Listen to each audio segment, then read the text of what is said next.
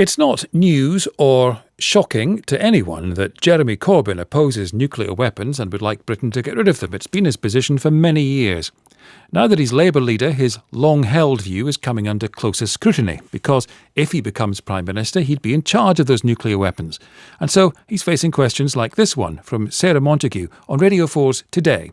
Deterrence, of course, depends on somebody believing that you would use it. And you wouldn't, would you? I mean, there are no circumstances in which you would use it. 5 declared nuclear weapon states in the world. There are 3 others that have nuclear weapons. That is 8 countries out of 192. Okay. And so you wouldn't use it. No. So it wouldn't be a deterrent. So even if we had it, it wouldn't 187 work. countries don't feel the need to have a nuclear weapon to protect their security. Why should those 5 need it themselves?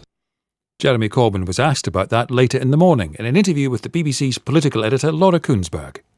I am totally and morally opposed to nuclear weapons. I do not see them as a defence. I do not see the use of them as a credible way to do things. Yes or no, you would never push the nuclear button? I've answered you perfectly clearly. It's immoral to have or use nuclear weapons. I've made that clear all of my life. I want to see a nuclear-free world. But Jeremy Corbyn, do you acknowledge there is a risk that it looks to voters like you would put your own principles ahead of the protection of this country? It looks to the voters, I hope, that I'm somebody that's absolutely and totally committed to spreading international law, spreading international human rights, bringing a nuclear-free world nearer and an option nearer. And that's more important than the protection of this country. Some voters might think that. We are not under any threat from any nuclear power. We are not under threat from that. We're under threat from instability. Yes, there is a terrorist issue around the world. Listen, the nuclear weapons that the United States holds, all the hundreds, if not thousands of warheads they've got, were no help to them on 9/11. The issues are threats of irrational act by individuals. The declaration that Jeremy Corbyn, as Labour Prime Minister, wouldn't be prepared to use nuclear weapons got this response from his Shadow Defence Secretary, Maria Eagle. Well, I'm surprised he answered the question in the way in which he did. We've got a policy process going on about what our policy as a party ought to be on this. Our current policy is quite clear, and it's in favour of us having an independent nuclear deterrent. But I don't think that a potential Prime Minister answering a question like that in the way in which he did is helpful. What is the role of a British Prime Minister when it comes to possibly using nuclear weapons?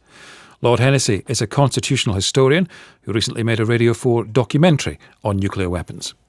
Only the Prime Minister can authorise nuclear release. In case he's wiped out by a bolt from the blue, at least two, usually 3 alternate deputies are appointed from the Cabinet, not on a particular hierarchy basis, but on a personal basis, and they're indoctrinated into the launch procedures. I was interviewing David Cameron, and he gave us a very interesting interview about all of this and how the other fallback is each new Prime Minister has to prepare what are called last resort letters. And he described how he sat in his office in the first days of his premiership and was briefed on the options about whether to retaliate or not if Britain had been wiped out by a nuclear strike from the blue.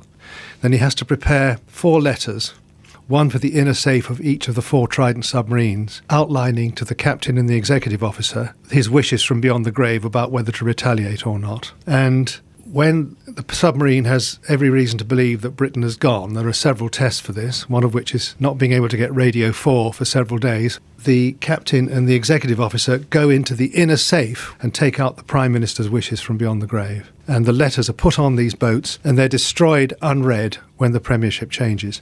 This is the moment when you really realise what being Prime Minister is all about. But there actually isn't physically a button. It's done through authentication codes. All the way down the line from the Prime Minister to the captain and the executive officer on the boat, there are 2 people at every stage who have to authenticate the codes.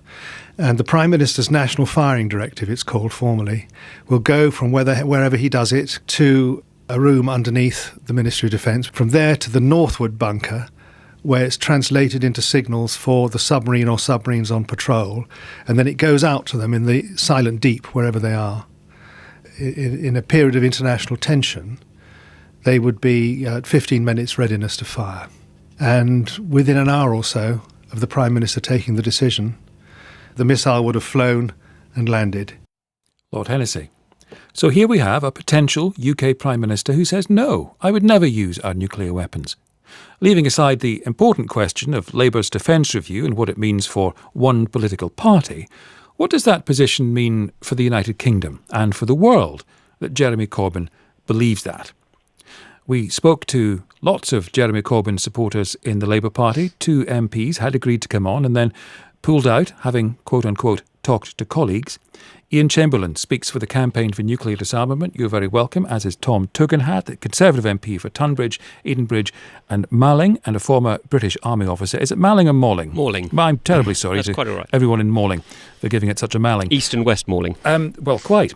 And the North and South we love too. Tom Tugendhat, do you admire a man of principle saying, I've never believed in nuclear weapons, and if I had my finger on the quote-unquote button, I'd never use it?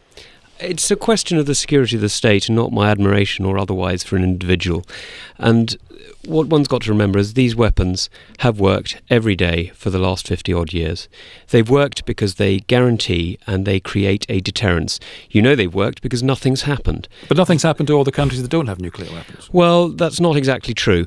If you look around the world throughout the period of the Cold War, many countries have been invaded, have had various fights with various of their neighbours. That has not been the case since the Second World War in Western Europe.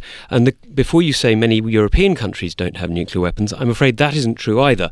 NATO is a nuclear alliance, and therefore many of the countries that don't actually have nuclear weapons, such as the Netherlands or Germany, are under the nuclear umbrella provided by the United States, France and the United Kingdom. So paint the scenario. That's Jeremy Corbyn's in Downing Street. He's got the stated position.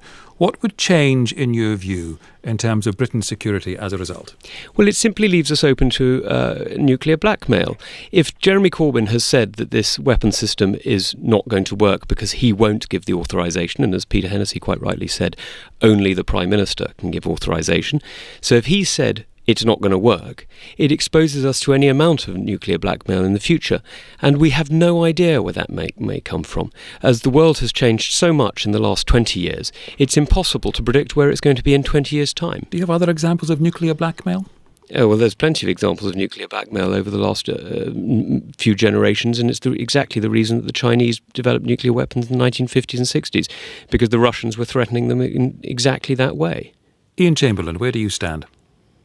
Well, I mean, I agree very much with what Jeremy Corbyn has said today. You know, there's a reason why 170 countries in the world don't have nuclear weapons. It's because they believe that they don't deter anything, and I don't think Britain would be any less safe without nuclear weapons. And I think the money spent on nuclear weapons would be better invested in real security, in responding to the real threats today, which are terrorism. Terrorism is an enormous problem at the moment, and actually spending $100 billion on Trident is taking money away from that kind of investment. But again, painting the picture of Jeremy Corbyn in Downing Street, holding to this stated position, what do you think flows from that in terms of, for example, global disarmament? Well, I think, Jeremy is demonstrating that he has the courage of his convictions. If you don't believe that the nuclear weapon system Trident that we have is a deterrent, then you wouldn't be in a position to use it, and you wouldn't want to. But will it change anything? I think it will allow us, actually, for the first time, to have a serious reconsideration of British foreign policy. I mean, something that perhaps some of your listeners won't be aware of is that we don't have an independent nuclear deterrence here in Britain. It very much ties us into American foreign policy, and as we've seen over the last 15 years with the wars in Afghanistan and Iraq and Libya, these wars carried out in partnership with America have been an absolute disaster, and in fact have bred terrorism. So we need a new foreign policy, and disarmament is one step towards that. And what makes you so sure, because Tom Tugendhat's disagreeing with you, that it's not an independent system? It's not independent. Much of the missiles are actually owned by the United States. Much of the technology comes from the United States. All right, Tom Tugendhat, you're saying that's not true. Sorry, it's simply not the case that this is not an independent missile system. It is developed in cooperation with the United States, and in fact our nuclear programs... Who owns it? The United Kingdom government owns it. It's owned and operated by the Royal Navy independently. And if you want to see that UK foreign policy can be independent when a Prime Minister decides that it should be, look at Wilson's decision on Vietnam. Under huge American pressure, and at a time when actually Cold War tensions were very high and the nuclear relationship was actually even closer in many ways, Wilson decided not to send British troops to Vietnam. So please, don't use the nuclear issue to blame, to excuse Tony Blair for making foolish decisions. Ian Chamberlain, the nuclear blackmail question.